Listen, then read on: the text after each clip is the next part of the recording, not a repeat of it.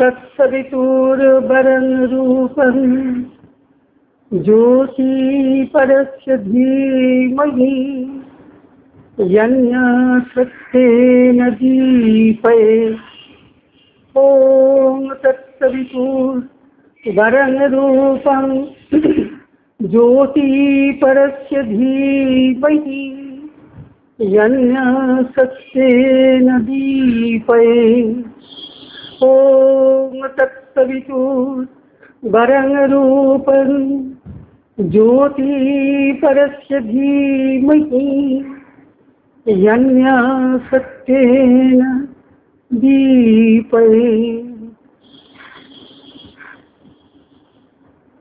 ओम नमो भगवते श्री अरविंदाय। ओम नमो भगवते श्री अरविंदाय। ओम नमो भगवते श्री अरविंदाय। आनंदमयी चैतन्यमयी सत्यमयी परमे। आनंदमयी चैतन्यमयी सत्यमयी परमे। ओम आनंदमयी चैतन्यमयी सत्यमयी परमे।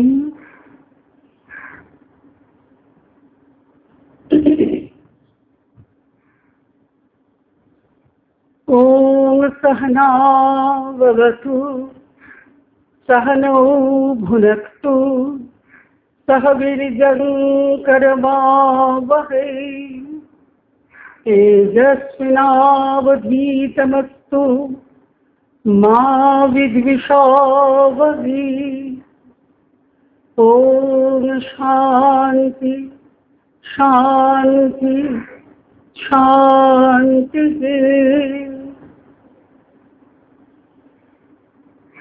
यं ब्रह्मा वरुणेन्द्र रुद्रमरुत पुण्यन्ति दिव्यैस्तवैः वेदैः साङ्गपदो क्रमपदिशदैः गायन्ति यं सामगा ध्यानावस्थिततद्गतेन मनसा पश्यन्ति यं योगिनः यस्यान्तं न विदुः सुरासुरगणः देवाय तस्मै नमः।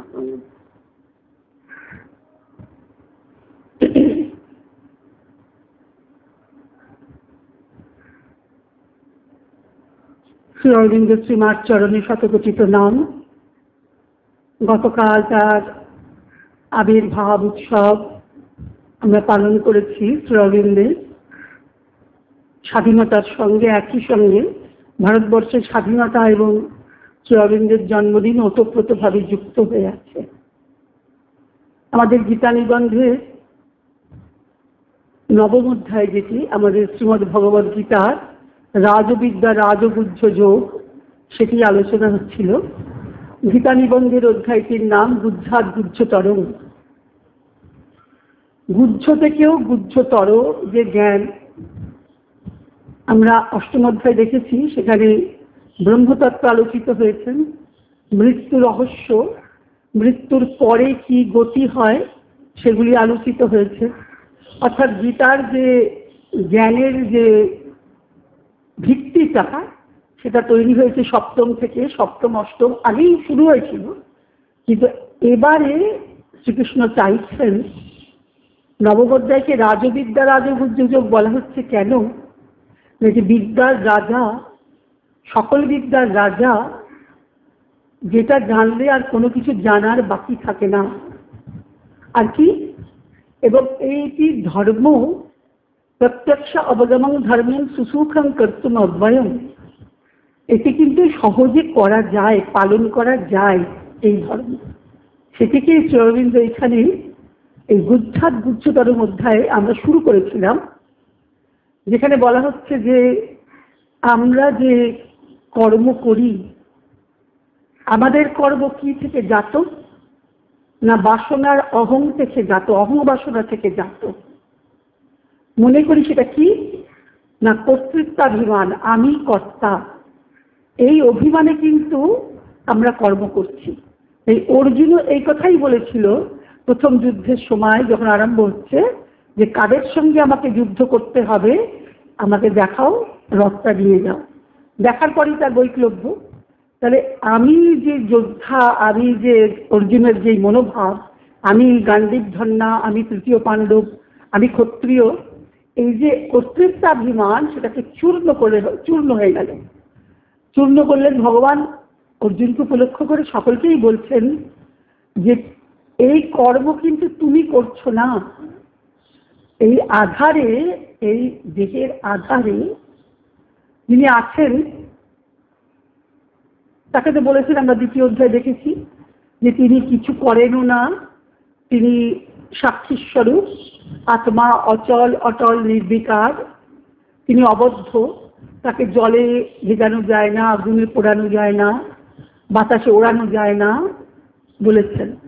তাহলে সেই যে সত্য চেতনা আমাদের মধ্যে আছে সাক্ষীর স্বরূপে, যদি আমাদের সেই জ্ঞানটা নেই বলেই সমস্ত কর্মের আমাদের বন্ধন হয়ে যাচ্ছে।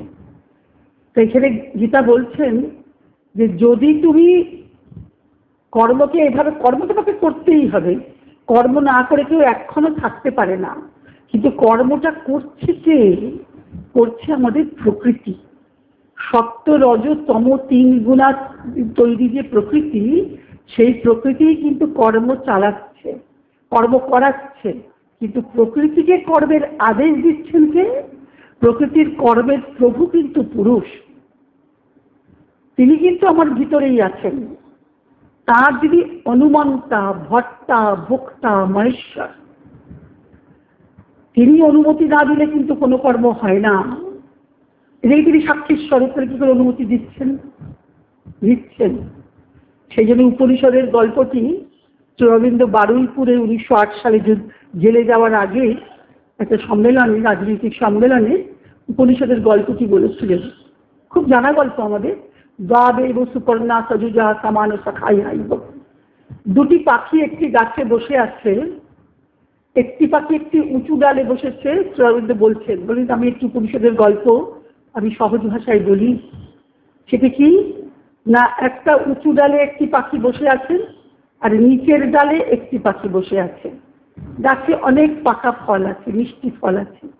নিচের পাখিটা সেই ফল খাচ্ছে, ফল খেয়ে খুব আনন্দে রয়েছে। কিন্তু বলছেন যে আর উপরের পাখি যে বসে আছে সে কিন্তু কিছু খাচ্ছে না। সেই ছোট পাখিটা, নিচের পাখিটা কিরম করে ফল খায় সেটা খালি দ্রষ্টা, তিনি দেখছেন। উনি হলেন পরমাত্মা, পরম আত্মা বলেছেন।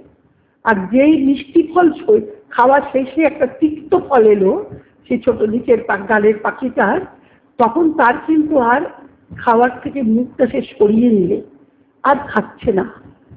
তখন বোঝাচ্ছেন এই যে নিম্ন স্তরে আমাদের চেতনা যখন নিম্ন স্তরে থাকে, প্রাকৃত চেতনায়, তখন সুখ দুঃখ রূপ ফল আমরা ভোগ করি। যখন ওই তিক্ত ফলটা খাই তখন মনে হয় যে এই সংসার আমাদের কিছু হলো না, অন্য কিছু যাই, অন্য কোথাও যাই। সকলের মনে হয় যখন আঘাত আছে, দুঃখ আছে। তাই বললেন যে উপরের যে পাখি সে ঊর্ধ্ব চেতনা, সেই হচ্ছে পরম আত্মা। আর নিচের যে পাখি সে হচ্ছে আমাদের প্রাকৃত চেতনায় যে আমরা যুক্ত হয়ে থাকি অহংয়ের সঙ্গে।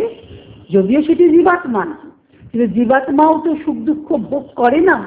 জীবাত্মা যেন মনে হয় বন্ধন দশায়, যেন মনে হয় আমি সুখী, আমি দুঃখী, আমার রোগ হয়েছে, আমার এই হয়েছে, আমরা এগুলি বলি। সেটি কিন্তু আমাদের অনেক নিচের স্তরের অহং।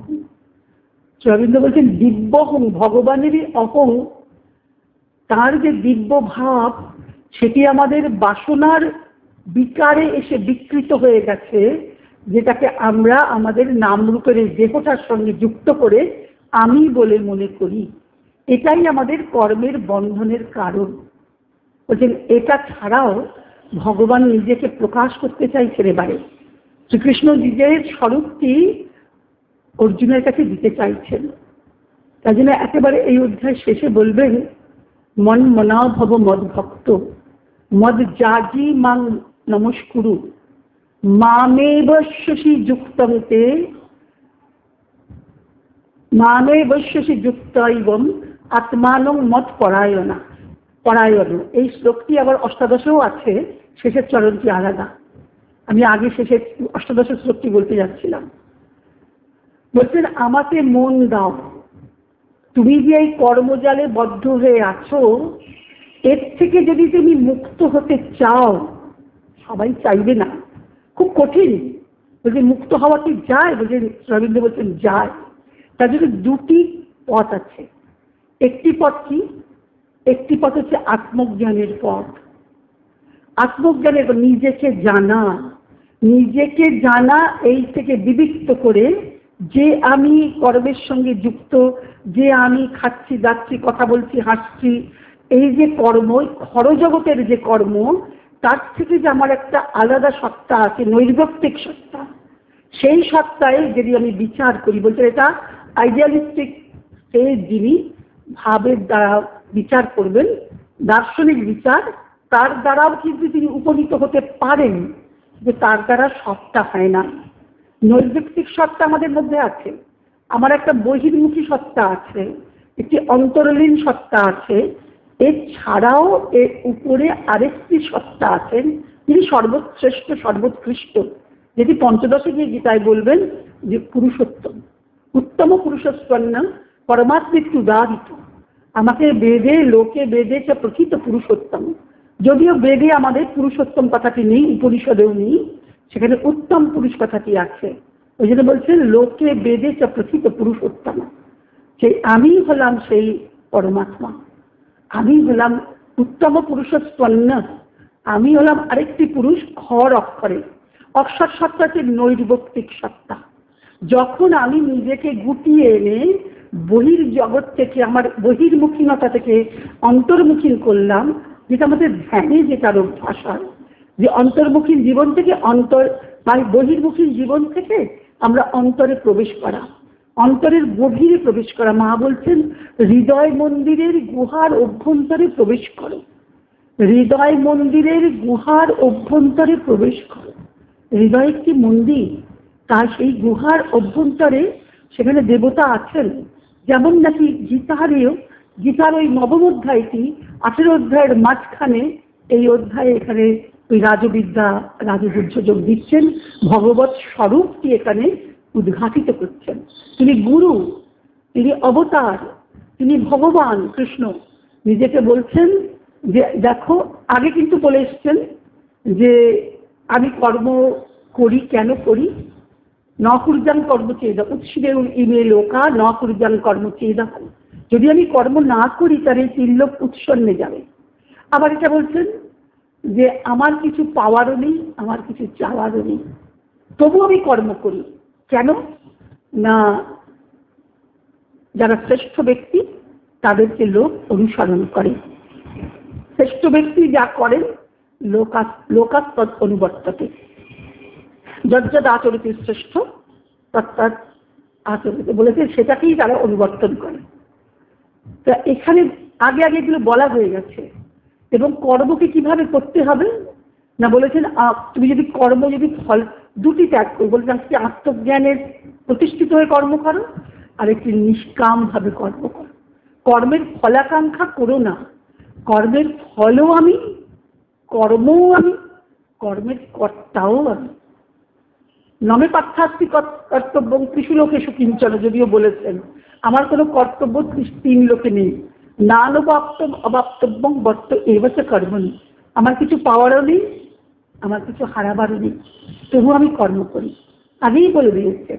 কিন্তু সেই কর্ম করাটি কিভাবে? জ্ঞানযোগ কর্মযোগ যে বলেছেন, জ্ঞানযোগের ভিত্তিটি পাকা হতে হবে।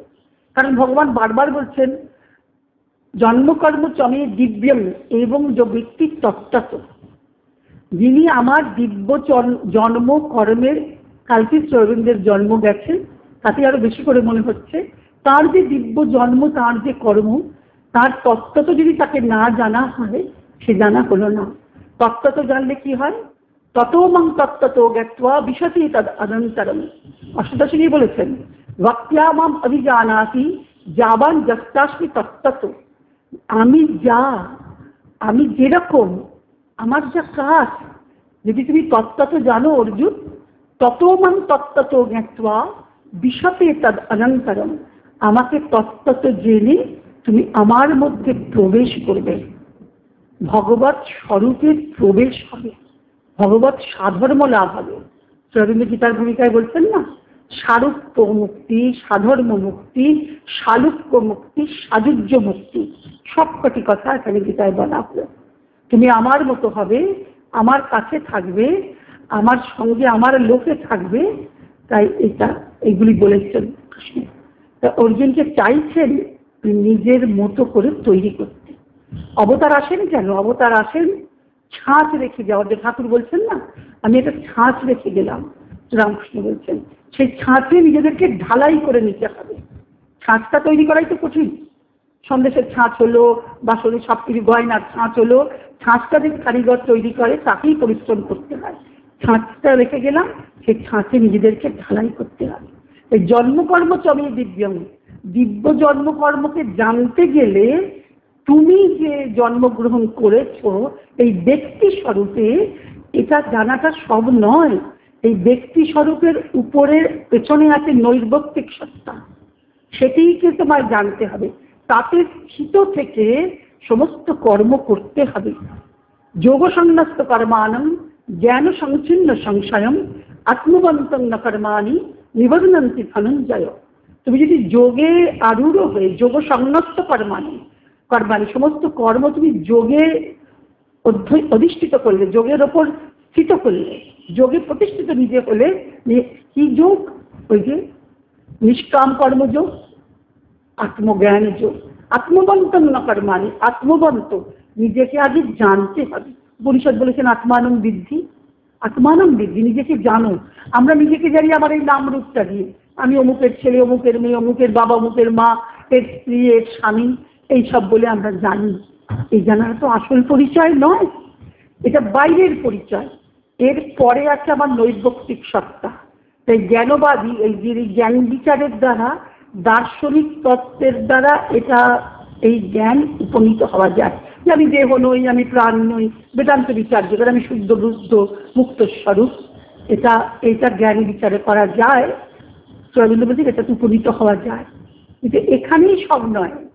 ভগবান এই ব্যক্ত স্বরূপে আছেন, ভগবান অব্যক্ত স্বরূপে আছেন, ভগবান ব্যক্ত অব্যক্ত ছাপিয়েও আছেন।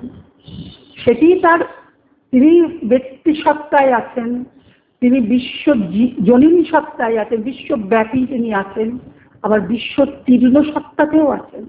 তাই বলছেন মানুষকে যদি তাকে সেই দিব্য জন্ম কর্ম জানতে হয় ভগবানের, তাহলে তাকেও ওই দিব্যভাব প্রাপ্ত হতে হবে। এটা কঠিন, কঠিন, কিন্তু হয়, করা যায়। কিসের দ্বারা বলছেন না? বলছেন ওই যে ভক্তি আমার অভিযান আছে, ভক্তির দ্বারা জানা যায়।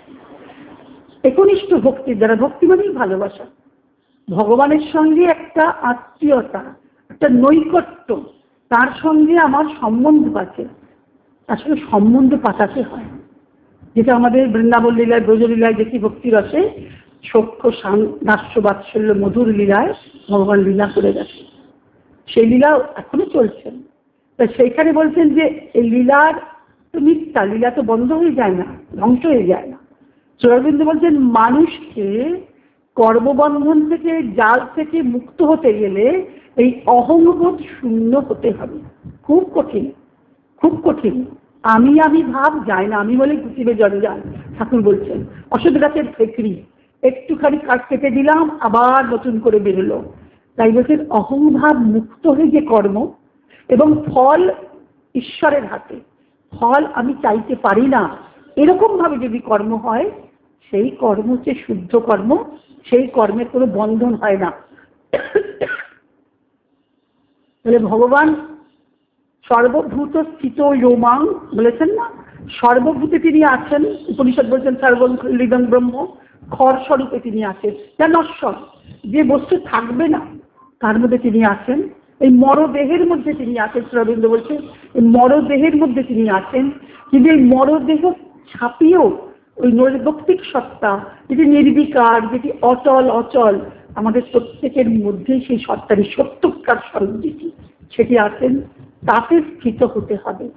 দ্বিতীয় স্তর। তৃতীয় স্তরে এটাতে স্থিত হবার পর এটিতেই ফুরিয়ে গেল না, এটাতেই জগৎলীলা ফুরাবে না, জগৎলীলা চলবে। কিভাবে না, পুরুষোত্তমে যখন আত্মসমর্পণ হবে, খর অক্ষর পুরুষোত্তমে, তখন সেটি তিনি এই জ্ঞান নিয়ে তিনি বিগ্রহে আছেন, তিনি অবিগ্রহেও আছেন, তিনি অরূপ বটে, তিনি স্বরূপেও আছেন, রূপে আছেন, রূপাতীতে আছেন, সর্বোপরি তিনি অরূপ। সব রূপই তাঁর রূপ, কোন রূপ তাকে ছাড়া নয়, কোনো বস্তু তাকে ছাড়া নেই, কোনো স্থান, কোনো কাল, কোনো পাত্র ঈশ্বরকে বাদ দিয়ে নয়। এখানে নবম অধ্যায় বলছেন কিন্তু তিনি আকাশ তার মধ্যে আছে, কিন্তু তিনি আকাশ হয়ে ফুরিয়ে যাচ্ছেন না। জল তার মধ্যে আছে, কিন্তু তিনি জলেতেই সীমাবদ্ধতা নয়। বলছেন নচ মত্থানি, বলছেন সর্বভূতানি মত্থানি, সমস্ত ভূত আমার মধ্যে আছে, সর্বভূতের আমি অধিষ্ঠান, কিন্তু ন চাহম তেস্য অবস্থিত, আমি কিন্তু তাদের মধ্যে নেই। তাহলে এটা ধাঁধা মনে হচ্ছে না? বলছেন না, শ্রী অরবিন্দ বলছেন তাদের মধ্যে নেই মানে কি, আমি সীমাবদ্ধ নই, আমি অসীম অনন্ত সর্বব্যাপী, আমার কোনো পরিধি ইয়ত্তা করা যায় না, মাপ করা যায় না। তাই জন্য বলছেন না, ভগবানের ভাবের ইতি করা যায় না। ঠাকুর বলেছেন সহজ করে, একই কথা, গীতারই কথা। শ্রী অরবিন্দ বলছেন তিনি অসীম অনন্ত। তাই যে শুধু যে শুদ্ধ চিত্ত যে হবে সে শুধু ভগবানকে ডাকবে, যে অশুদ্ধ, যে পাপাচারী, সে অনেক পাপ করেছে, কিন্তু সে যদি একবারও ভগবানের দিকে তার মন যায়, তাকে বলবেন যে ভগবান গীতা বাক্যে নবম অধ্যায়ই বললেন যে আপনি চেক সুদূরাচার ভজতে মাম অনন্য ভাগ। তাহলে কিসের প্রাধান্যতা হচ্ছে? অনন্য ভাগ হয়ে ভজনা, ভক্তি করতে হবে, তবে তাকে পাওয়া যাবে।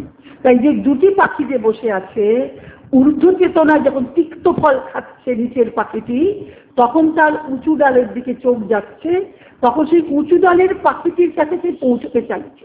চূড়ান্ত কি সুন্দর করে গল্পটি বললেন যে উঁচু ডালে তখন তার আত্মার অভিপ্সা যাচ্ছে যে আমি এই বন্ধন থেকে মুক্ত হব, এই সুখ দুঃখ, এই যে বাসনা, এই অহংের জাল, এর থেকে মুক্ত হয়ে আমি সেই ঊর্ধ্ব চেতনায়, সে পরম যে উঁচু ডালে যে পাখি বসে আছে, আমি তার কাছে যাব, তার কাছে যাব, তার কাছে পৌঁছাবো। এই আস্ক্রিয়া শুরু হলো, এই সাধনা শুরু হলো, এই যোগের সাধনা শুরু হলো। জীবন তো হয়, যোগ তো জীবন ছাড়া নয়। মা বলছেন না যে শ্রী অরবিন্দ বলতে এসেছেন কিসের জন্য? তিনি আমাদের বলতে এসেছেন যে we have come to tell us that to discover the truth we have to know, we don't leave this world. আমরা এই জগৎকে আমাদের ত্যাগ করতে হবে না। we have to live, we have not live, আমাদের জগৎকে ত্যাগ করবো না। আমরা এই জগতের মধ্যে থেকেই, এই জীবনের মধ্যে থেকেই আমরা সেই পরম সত্যকে আমাদেরকে খুঁজে বার করতে হবে। তা বলছেন আমরা খুঁজে পাই না কেন? না আমরা চেষ্টা করি না, আমরা তাই খোঁজার পরিশ্রমটা স্বীকার করি না বলে সেই পরম সত্যকে খুঁজে পাই না। এই নবম অধ্যায়ে সেই পরম সত্যকে, সেই পরম চেতনা, যদি পরে রবীন্দ্র যোগে ঋত চেতনা, সত্য চেতনা, অতিমানস চেতনা হবে, গীতা সেটিকে বলেননি সে নাম দিয়ে, কিন্তু সত্য চেতনার কথা বলেছেন, পরম পুরুষের কথা বলেছেন। ভগবান নিজেকে ফোটাতে চাইছেন, অর্জুনের সামনে নিজেকে উপস্থিত করতে চাইছেন যে আমি কি, আমার দিকে তাকিয়ে দেখো। এখনো অর্জুনের সেই জ্ঞান হয়নি, হবেও না যতক্ষণ না তিনি বিশ্বরূপ দেখবেন। তবে আস্তে আস্তে করে সেই সিঁড়িতে উঠছে, ধাপে ধাপে গর্ভমন্দিরের প্রবেশের যোগ্যতা অর্জন করছে। তাই আমরা একটু অনুধ্যান করি, যেখানে বলছেন যে এই অহং বিমুক্তির সেই জন্য জীবনটাকে কি করতে হবে বলেছেন।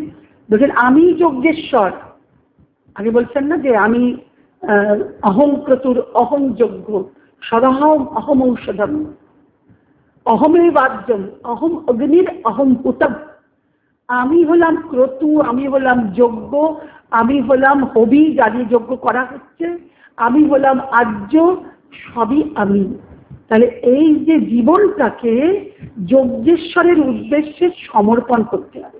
শ্রী অরবিন্দ যোগেও শেষ কথাই সমর্পণ বলছেন। প্রথমে হচ্ছেন অ্যাসপিরেশন, अस्पृहा तारपरे परिवर्जन शेषे हच्छे समर्पण समर्पणই শেষ কথা সেখানে সমর্পণ গীতাও সেই সমর্পণ যোগেই উত্তীর্ণ হবেন কিন্তু এখানে তিনি বলে দিচ্ছেন যে ভগবান বলছেন যে আমাকে উত্তীর্ণ হওয়ার পথটা কি ওই যে আমাকে মন দাও আমাকে মন দাও মন মনা ভব আমরা তো বিত্ত মনা সন্তান মনা গৃহ মনা সবাইকে মন দিয়ে বসে আছি মন বুদ্ধি দিয়ে সব পাওয়া যায় না মন বুদ্ধির পরপারে তিনি আছেন जो बुद्धि परतस्तुष इंद्रियाणां परं नाहु इंद्रियभ्यो परं मनो मनसस्तु परा बुद्धि जो बुद्धि परतस्तुष আমার ইন্দ্রিয়গুলি দেহের ইন্দ্রিয়গুলি আছে ইন্দ্রিয়গুলির থেকে মন শ্রেষ্ঠ মনের থেকে বুদ্ধি শ্রেষ্ঠ কিন্তু বুদ্ধির পরপারে যিনি আছেন তিনি ভগবান তাই মন দিয়ে বুদ্ধি দিয়ে তাকে কিন্তু জানা যাবে না ইন্দ্রিয় দিয়েও নয় বলছেন না গীতায় বলেছেন ইন্দ্রিয়াণি বলছেন ইন্দ্রিয়গুলোকে সংযম করতে হবে ইন্দ্রিয়াণি ইন্দ্রিয়ার্থভ্য তস্য প্রজ্ঞা প্রতিষ্ঠিতা ইন্দ্রিয়গুলিকে যখন আমি নিজের বশে আনবো বশে আনা মানে কি ইন্দ্রিয় গ্রাহ্য বিষয় প্রচুর আছে ভালো ভালো খাবার আছে ভালো দেখার জিনিস আছে ভালো কানে শোনার জিনিস আছে কানে শুনবার গান হচ্ছে কত কি আমার কথা বলার কত স্কোপ আছে কিন্তু আমি যখন ইন্দ্রিয়গুলিকে ইন্দ্রিয় ভোগ্য বিষয় থেকে যখন নিবৃত্ত করতে পারছি তখনই তার প্রজ্ঞা স্থির তখনই তিনি জ্ঞানী হলেন সেই জ্ঞান দিয়ে বিচার করতে হবে কি বিচার যে যা আমি করছি যা কর্ম করছি এই কর্মের কর্তা আমি নই প্রকৃতি ক্রিয়মাণানি গুণই কর্মাণি সর্বশ অহংকার বিমূঢ় আত্মা কর্তা হইতি মন্যতে আমরা বিমূঢ় হয়ে যাই অহংকারের দ্বারা সবই সত্য রজ তম তিন গুণের কাজ রবীন্দ্র যখন সেই লিখছেন যখন বন্দে মাতরম ধর্ম পত্রিকায় লিখছেন তখন বলছেন না চাই তমবর্জন আর্য শিক্ষার গুণত্রয় বলেছেন আর্য শিক্ষার প্রধান কি জিনিস চাই তমবর্জন রজ দমন সত্য প্রকাশ তমগুণকে বর্জন করতে হবে আলস্য অতিরিক্ত নিদ্রা মিথ্যা প্রমাদ ভয় উদ্বেগ সমস্ত তমগুণের লক্ষণ আমাকে সেই কর্মী হতে গেলে ভগবানের শুদ্ধ কর্মী হতে গেলে বলছেন চাই তমবর্জন রজগুণের প্রয়োজন আছে নিশ্চয়ই রজগুণ নালে উদ্যম উৎসাহ কর্মে প্রেরণা এগুলি আসে না কিন্তু রজগুণকে দমন করতে হবে রজ দমন নিয়ন্ত্রণ করতে হবে যখন খুশি আমার আবেগের পূরণ হলো যখন খুশি রেগে গেলাম যখন খুশি লোভ বাসনার প্রকাশ হলো তাহলে হবে না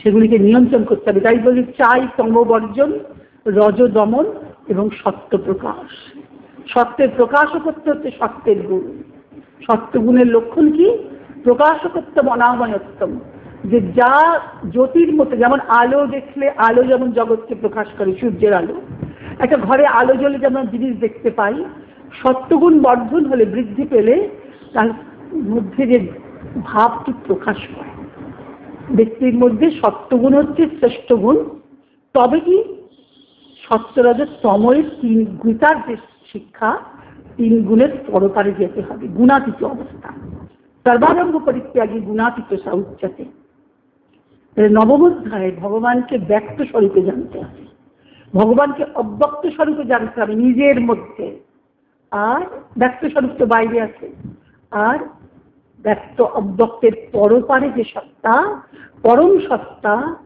তার সঙ্গে একাত্মতা দরকার এটাই হলো রাজবিদ্যা রাজগুঞ্জ তিনি অনন্ত তিনি কিছুতে সীমাবদ্ধ নয় তাহলে আমি যদি তার সনাতন অংশ হই আমিও কেন সীমাবদ্ধ পাবো আমিও ক্ষুদ্র নই আমিও তুচ্ছ নই অনু তুমি বিরাট হও তুচ্ছ তুমি ক্ষুদ্র তুমি মহান হও এই তো লক্ষ্য সেখানে আমাদের উপনিষদ বলছেন না যে সমস্ত অঙ্গের আপ্যায়ন দরকার আপ্যায়ন তো মমাঙ্গানি দেহটা যে পেয়েছি দেহটাও প্রয়োজন দেহ না থাকলে সাধন করবো কি দিয়ে সমস্ত অঙ্গ বাক প্রাণ চক্ষু শ্রোত্রম ইন্দ্রিয়ানি অথ বলম প্রাণ মন চক্ষু ইন্দ্রিয় সবই বলযুক্ত হোক সেই বল দিয়ে আমি কি করব কুর্বন বিদেহ কর্মাণি বিধি বিশেষ ছতম সমাস এবং তো এই নান্যতস্তি নকর্ম লিপ্যতে নরে,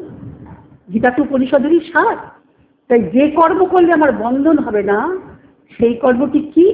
পূর্বন এবেহ কর্মাণি, তোমাকে এখানে কর্ম করতে হবে। জিজিবিষেক শতং সমা, 100 বছর বাঁচবার ইচ্ছে করতে হবে, 100 শরৎ বাঁচবো মোরা। কেন না? তাহলে ভগবানের লীলার সাক্ষী হতে পারবো। আর এবং তো এই নান্যতস্তি, যদি তুমি এর ছাড়া অন্যরকম কর্ম করো তাহলে তুমি লিপ্ত হবে কর্মবন্ধনে। আর এইরকম ভাবে যদি কর্ম করো, এরকম কর্মটা কি? ঈশোপনিষদের প্রথম মন্ত্রে বললেন, ঈশাবাস্যমিদং সর্বং যৎকিঞ্চ জগত্যাং জগৎ তেন ত্যক্তেন ভুঞ্জিতা মা গৃহীত কস্য সিদ্ধনম। ঈশাবাস্যমিদং সর্বং, এই যে সর্বং খল্বিদং ব্রহ্মোপনিষদ বলছেন। আবার সর্বভূতে তিনি বিরাজমান, সর্বভূতস্থমাত্মানং সর্বভূতানি চাত্মনি ঈক্ষতে যোগযুক্তাত্মা সর্বত্র সমদর্শন, গীতা বলছেন। তাই এখানে শ্রী অরবিন্দ বলবেন সর্বত্র সমবুদ্ধি নিয়ে বিচার করতে হবে, সমবুদ্ধি নিয়ে তাকে দেখতে হবে। তাই তার জেলের সঙ্গী অবিনাশ চন্দ্র ভট্টাচার্য লিখছেন না স্মরণে, শ্রী অরবিন্দ যখন জেলে ছিলেন, কিছুদিন সঙ্গীত ছিলেন, বলছেন তিনি সর্বদাই যেন ভাবস্থ হয়ে ভাবে নিমগ্ন হয়ে থাকতেন। কথা এত কম বলতেন, কিন্তু যখন বলতেন এত সরলতা, তার মুখের ভাবে এমন শিশুর মতো সরলতা যে সকলে মুগ্ধ হয়ে যেত। কেন? ওই যে ভিতরের ভাব প্রকাশ পাচ্ছে। তাই নিজে সর্বদাই যখন বিচার হচ্ছে কোর্টে, তখনও তিনি ওই জজ সাহেব বিচার আদালতে হচ্ছে, সবাই জবাব হচ্ছে, তখন তিনি সামনের সারিতে বেরিয়ে বসতেন। তিনি সেখানে আত্মস্থ হয়ে নিমগ্ন ভাবে নিমগ্ন হয়ে থাকতেন। কথা খুব কম বলতেন জেলের মধ্যে, কিন্তু বলছেন আমাদের আদরও করেছেন, আমাদের তিরস্কারও করেছেন। তিনি হচ্ছেন আমাদের বন্ধু, সখা, প্রভু। যেমন করে অর্জুন ভগবানকে বললেন না যে সখা সখেছি, বলেছেন না তুমি আমার সখা। ভগবান অর্জুনকে বলেছেন তুমি আমার সখা। সখেছে সখা চেতি রহস্য যেতে উত্তম, এই উত্তম রহস্য তোমাকে বললাম কেন? তুমি আমার বন্ধু বলে। আর এখানে অর্জুন কৃষ্ণকে বলেছেন সখেতি মত্বা প্রসবং যদুত্তম, তোমাকে আমার বন্ধু বলে আমি কত ঠাট্টা পরিহাস করেছি, তুমি সেগুলি তোমার মহিমা জানিনি, তাই তুমি আমায় ক্ষমা করো। এখানে জেলের মধ্যে শ্রী অরবিন্দকে বলছেন তিনি আমাদের সখা, তিনি আমাদের প্রভু, তিনি আমাদের বন্ধু বলে তাকে জেনেছি, এত কাছের, এত প্রিয়। যখন জেলে তিনি যখন মুক্তি পেলেন, তখন আমাদের কি আনন্দ। তিনি চলে যাচ্ছেন, আমাদের কষ্ট হচ্ছে, কিন্তু তার যে তিনি নির্দোষ প্রমাণিত হলেন, তাই তিনি কি আনন্দ সুখেন।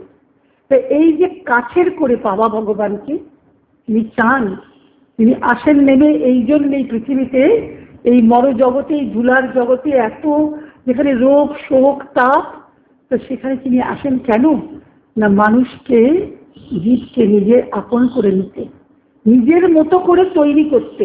এবং সেই প্রকৃতির, সেখানে বলেছেন না যে আপনি তো যোগ তপ করছেন। 14 বছর পরে যখন অবিনাশ চন্দ্র গেছেন পন্ডিচেরিতে, তখন জিজ্ঞেস করছেন যে বাংলার খবর কি, তুমি তো কিছু বাংলার কথা বলছো না। তখন বলছেন বাংলা এখন স্থির হয়ে আছে, কোনো অশান্তি। 1948 সাল স্বাধীনতার পরে বলছেন এর পরে কিন্তু অনেক কিছু গন্ডগোল হবে, এই ভবিষ্যৎবাণী করছেন। তবে তখন ওই অবিনাশ চন্দ্র বলছেন যে আপনি কেন এরকম, আপনি এখানে যোগ তপস্যা করছেন, আপনি আবার বাইরের খবরে দরকার কি? তখন বলছেন বাংলা যে আমার মা, বাংলা মা, তিনি তার যে উন্নতি আমার একমাত্র কাম্য, তাকে আমি উন্নত দেখে যাব।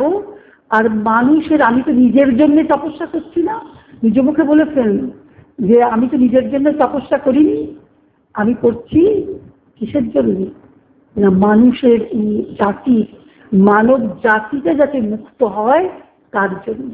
সেই মানব জাতির মুক্তির সন্ধান গীতায় নবম অধ্যায় দিচ্ছেন, নবম অধ্যায় দিচ্ছেন না 48 সাল, ভুল বলছি 38 সালে গিয়েছিলেন, 48 সালে না, 38 সালে গিয়ে দেখছেন, বলছেন এখন কোনো গন্ডগোল নেই, বলছেন এর পরে কিন্তু গন্ডগোল আসছে। তারপরে জিজ্ঞেস করছেন যে হিন্দু মুসলমানের বিভেদ নীতি যে করা হলো, এই যে দুজনকে চিত্ত, এটা কি করলে চিত্ত, যে দলের মধ্যে এই যে দুজনকে নাম করলে এর পরিণাম কিন্তু ভালো হবে না। ঠিকই তাই, পরিণামে রায় হলো। তিনি বসে আছেন পণ্ডিতের সাধন গুহায়, কিন্তু অন্তরে সবই দর্শন করছেন।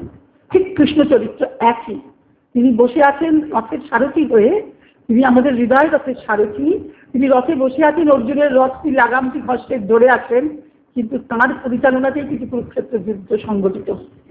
তিনি সব দেখতে পাচ্ছেন দ্রষ্টার স্বরূপে, সেই দ্রষ্টৃত্ব স্বরূপ আমাদেরও আসবে, সেই কথাটাই এখানে বলছেন। আমরা একটু দেখি, অনুধ্যান করি তাও অধ্যায়।